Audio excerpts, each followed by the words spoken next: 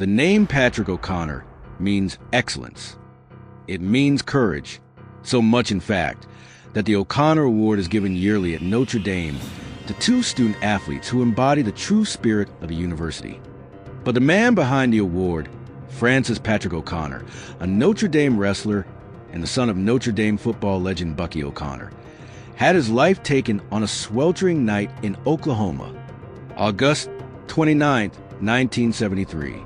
In Oklahoma City, the suffocating summer heat gave way to a warm, clear night. It was the kind of night where things could be hidden easily.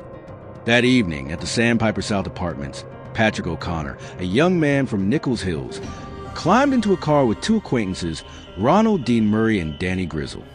Murray was a known felon with a history of drug dealing, and Grizzle had escaped a Louisiana prison a year prior, just 1 year into a 10-year sentence. The stated purpose of these men meeting up on this occasion was a drug deal. Grizzle was to sell O'Connor a pound of marijuana that he could take back to the Notre Dame campus. But the two men, Grizzle and Murray, had already decided on a different transaction. The three men drove a distance into the desolate country, east of the city near Choctaw.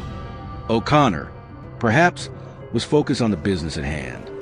He couldn't have known that for weeks, Grizzle and Murray had been convinced he was a police narcotics agent, a suspicion that had festered into a cold-blooded plan.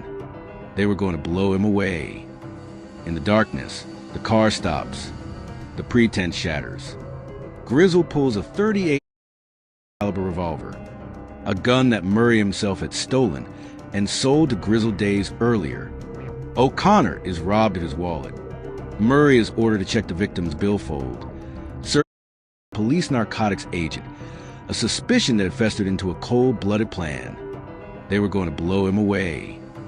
In the darkness, the car stops. The pretense shatters. Grizzle pulls a .38 caliber revolver, a gun that Murray himself had stolen and sold to Grizzle days earlier. O'Connor is robbed of his wallet. Murray is ordered to check the victim's billfold, searching for a badge or ID that would confirm their darkest fear. He finds nothing, but it didn't matter. The plan was in motion. Grizzle forced the Notre Dame wrestler out of the car, into the wooded undergrowth. Murray, still in the car, waits. He doesn't see the act, but he hears it.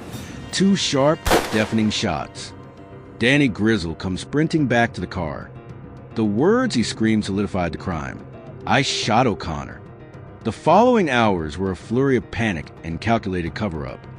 They drove to a store, bought rags and bleach, and meticulously wiped down the entire car to remove fingerprints. They abandoned the vehicle, split the meager cash taken from the victim's wallet, and tossed O'Connor's keys and billfold off a northeast 23rd Bridge into the Canadian River. Later that night, the two killers returned to the apartments, going out for a late dinner.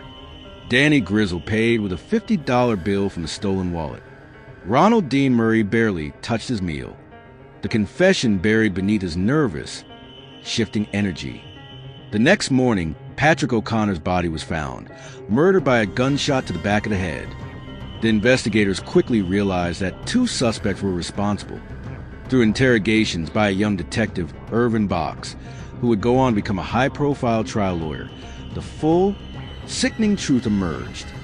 Not only did Murray admit to being there, but when confronted by authorities, he nodded and agreed with Grizzle's statement. They had both decided to kill Patrick O'Connor. It wasn't just a robbery gone wrong. It was a brutal, shared intention. Murray and Grizzle were ultimately convicted of second-degree murder and sentenced to 10 years to life.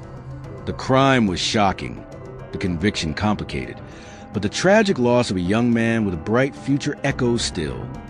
Grizzle was sent back to Louisiana to finish his sentence there, before returning to the Oklahoma Department of Corrections, and would even go on to escape custody in 1994 and make it to Canada.